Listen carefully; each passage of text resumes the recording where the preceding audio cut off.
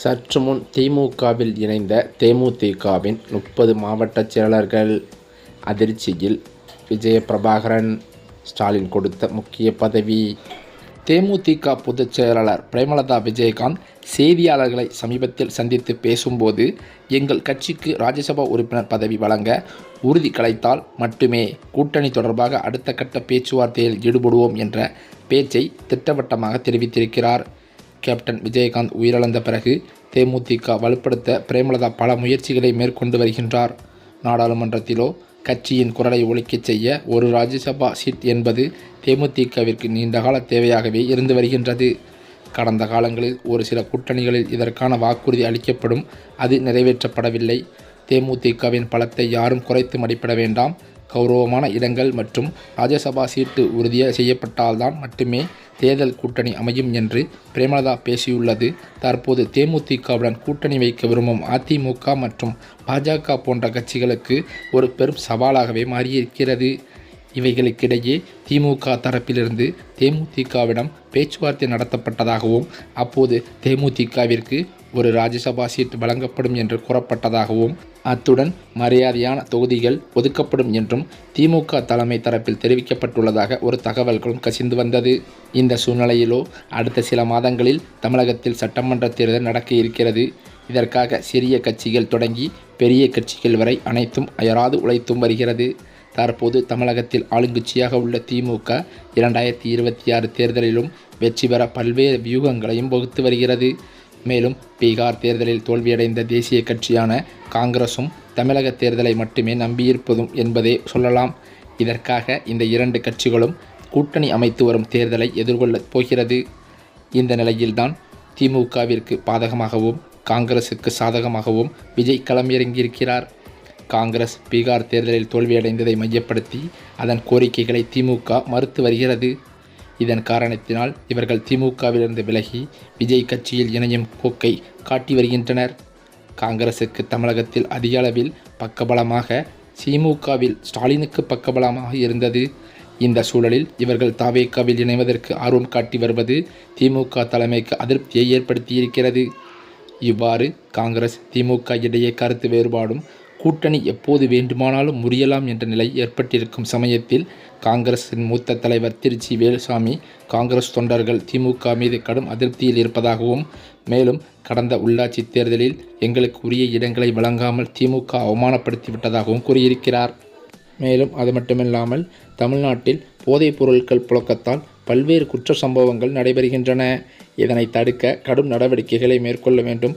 இவ்வாறு பிரேமலதா விஜயகாந்த் தமிழக அரசுக்கு சில கோரிக்கைகளை முன்வைத்தார். மேலும் அது மட்டுமில்லாமல் தேமுதிகவின் கூட்டணியை குறித்து கடலூரில் நடந்த உரிமை மீட்பு மாநாட்டில் தெரிவிப்பேன் என்று கூறியிருந்த பிரேமலதா விஜயகாந்த் அவர்களோ அந்த மக்கள் உரிமை மீட்பு மாநாட்டில் எந்த ஒரு அறிவிப்பையும் வெளியிடாதது தேமுதிக தொண்டர்களிடையே பெரும் குழப்பத்தை ஏற்படுத்தியது. நேற்று பெய்த மழையில் முளைத்த காளான் என்று நான் பேசியதை தவேகா தலைவர் விஜயை பற்றி பேசியதாக சிலர் திரித்து விட்டனர். அவர் மட்டும்தான் சமீபத்தில் கட்சி தொடங்கியுள்ளாரா? இன்னும் சிலர் தொடங்கியிருக்கின்றனர். தேமுதிக விஜயகாந்த் பிரேமலதா பேசும்போது, விஜய் எங்கள் வீட்டு பையன் என்று எல்லா இடங்களிலும் நான் கூறி வருகிறேன். தற்போது அவர் அரசியலுக்கு புதிதாக வந்துள்ளார். அவர் தன்னை நிரூபித்து சாதிக்க வேண்டும். கரூர் சம்பவம் எல்லார் மனதிலும் நீங்காத சோக வடுவை ஏற்படுத்தியிருக்கிறது. இனி எப்படி அரசியல் பயணம் மேற்கொள்ள வேண்டும் என்று நாங்கள் விஜய்க்கு ஆலோசனை தான் வழங்க உள்ளோம். வருகின்ற தேர்தலுக்கு பின்னர் கூட்டணி அமைச்சரவை அமைய நிறைய வாய்ப்பு உள்ளதாக சொல்கிறார்கள். பொறுத்திருந்து பார்க்கலாம். அதிமுக சார்பில் எங்கள் கட்சிக்கு ஒரு நியமன எம்பி தருவதாக உத்தரவாதம் கொடுத்திருந்தனர். ஆனால் அது 2025 ஆண்டிலோ 2026 ஆண்டிலா என்று கூறவில்லையாம். நாங்கள் 2025 என்று நினைத்தோம். அதனால் குழப்பம் ஏற்பட்டது. இதனால் எங்கள் கூட்டணி முறிந்து போனதாக சிலர் கூறி வருகின்றனர். எம்பி சீட்டுக்காக நாங்கள் கூட்டணி வைக்க வேண்டும் என்று யாருக்கும் அவசியமில்லை என்று அவர் கூறினார். மேலும் பீகார் தேர்தல் வெற்றி தமிழகத்தில் பிரதிபலிக்குமா என்று என்னால் சொல்ல முடியாது. பீகாரில் ஒவ்வொரு குடும்பத்திற்கும் 10,000 ரூபாய் கொடுத்து வெற்றி பெற்றதாக ப. சிதம்பரம் கூறியிருக்கிறார்.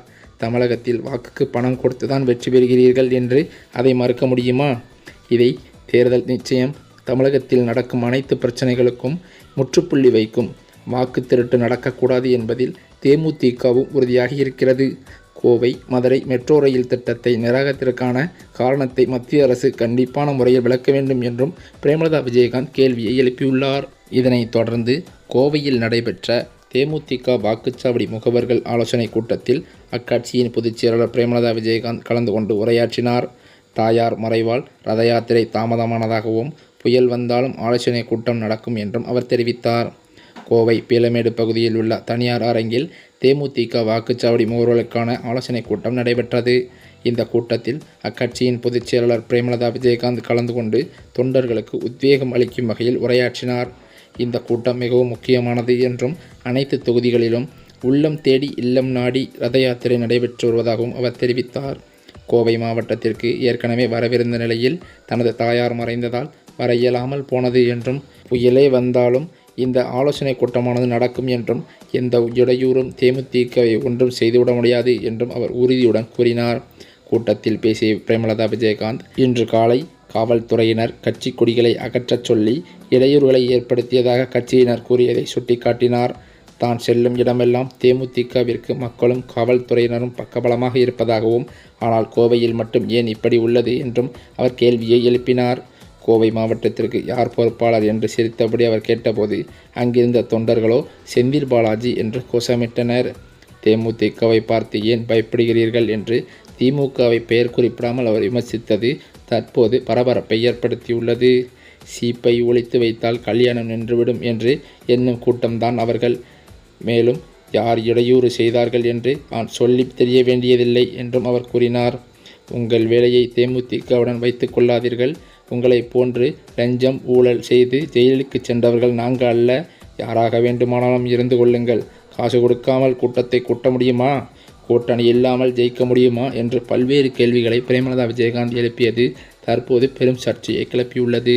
மேலும் அது மட்டுமில்லாமல் பல்வேறு காலங்களாக தேமுதிக எந்த கூட்டணியில் இருக்கும் என்று பல்வேறு அரசியல் பிரமுகரும் கேள்விகளை எழுப்பி வரும் நிலையில் தற்போது அதற்கு விடை தரும் அளவில் தேமுதிக பொதுச் செயலாளரான பிரேமலதா விஜயகாந்த் ஒரு கூட்டத்தில் அறிவிப்பு ஒன்றை வெளியிட்டுள்ளதாக தகவல்கள் வெளிவந்துள்ளது. அந்த தகவல் படி பார்த்தால் தேமுதிகவானது திமுகவுடன் கூட்டணியை அமைக்கும் என்று பல்வேறு தகவல்கள் வெளிவந்து கொண்டிருக்கிறது. இது அதிகாரப்பூர்வ தகவல் இன்னும் வெளியாகவில்லை என்றும் தேமுதிக வட்டாரத்தில் தொண்டர்கள் மத்தியிலும் பேச்சுக்களும் அடிபடுகிறது. இந்த தகவலால் தற்போது எடப்பாடி பழனிசாமி பேரதிர்ச்சியில் ஆழ்ந்துள்ளதாகவும் சொல்லப்படுகிறது.